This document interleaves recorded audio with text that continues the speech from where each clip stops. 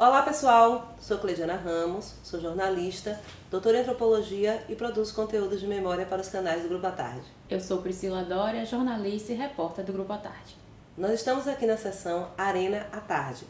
Nessa seção a gente comenta peças que fazem parte do acervo do SEDOC à Tarde e, por exemplo, reportagens, que é uma dessas peças. Hoje a reportagem que vamos comentar é do dia 2 de abril de 1964, onde a grande manchete do jornal, logo lá em cima, dizia Goulart no exílio. A notinha logo no começo diz o seguinte: o senhor João Goulart saiu hoje às 11h45 rumo ao exílio. Não se sabe ainda se vai para o Uruguai ou para o Paraguai. O ex-presidente brasileiro viaja em companhia de 15 pessoas. Pois é, isso é na verdade o desfecho que sela o golpe de 1964 que está fazendo 60 anos.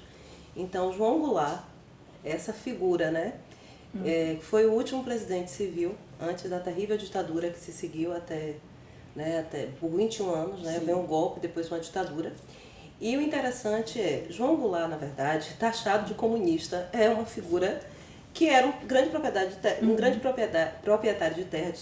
no Rio Grande do Sul, estancieiro, como se chamava, e com propriedades no Uruguai. Ele acabou indo para o Uruguai. João Goulart tinha participado do governo de Getúlio Vargas e foi responsável pelos projetos de inclusão, digamos assim, de tentativa de inclusão social. E talvez o que mais irritou partes consideráveis dos setores econômicos, das elites econômicas da classe média, foi nem tanto, talvez, isso é uma análise minha, tá, gente? Nem tanto a CLT, mas principalmente o projeto das chamadas reformas de base, e que incluía a reforma agrária. Sim. Então, ele é taxado, imagine, ele é taxado de comunista.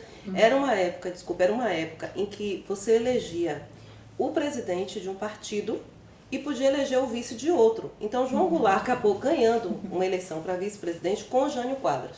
Então, a história já estava se desdobrando, esse conflito, há muito tempo. Na verdade, essas elites vinham tentando dar um golpe desde os anos 50. Então, tentaram com Getúlio, com o segundo governo de Getúlio, tentaram com Juscelino Kubitschek. E aí, quando teve a renúncia de Jânio Quadros, depois de 6 meses, um governo extremamente controverso, quer dizer, Jânio foi eleito nesse discurso esvaziado de combate à corrupção, com a história da vassoura, quer dizer, um populista, E as medidas de Jânio Quadros que passaram para a história são coisas do tipo proibir o biquíni, proibir rinha de galo, completamente no contexto internacional.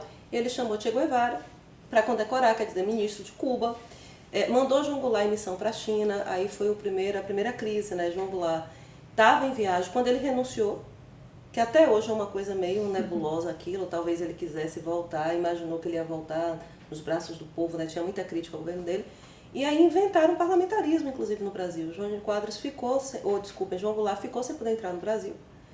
E para ele entrar, a negociação foi parlamentarismo. Inclusive, pouca gente sabe disso. Teve uma rápida experiência de parlamentarismo. Tancredo Neves foi, inclusive, um dos primeiros ministros na duração. Sim.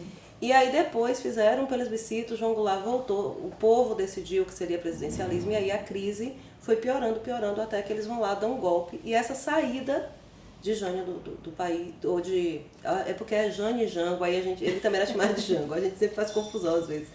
Ele saiu do país e aí consolidou. Brizola, o cunhado dele, inclusive ficou muito irritado, com Jânio ter saído, porque era jogar a toalha.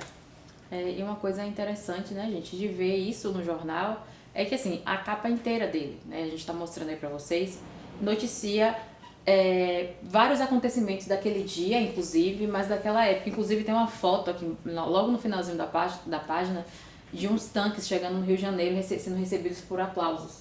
Então, assim, você consegue, à medida assim, e em dias, não é nem questão assim de o jornal do mês que vem, acompanhar o desdobramento do golpe e a progressão, inclusive a mudança, de opinião de segundos e terceiras pessoas, assim. É uma coisa bem interessante de acompanhar, porque como é um jornal diário, você consegue ver bem assim como é que o clima ia mudando à medida que os dias passavam.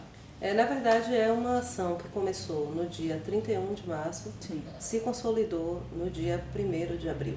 Eles mudaram, eles fazem sempre o discurso, quer dizer, a historiografia ligada ao golpe, ela tentou durante muito tempo consolidar o dia 31 de março para evitar o dia 1º, que o dia 1º é o dia da mentira. Né? Então, mas ele foi consolidado no dia. Tanto que a gente vai ter desdobramentos muito importantes, principalmente na Bahia, a partir de 1º de abril. E essa saída de João Goulart ela é crucial. A saída de João Goulart do Brasil acabou com as esperanças do lado legalista, né? E democrático. Ele saiu, acabou, né? Consolidou.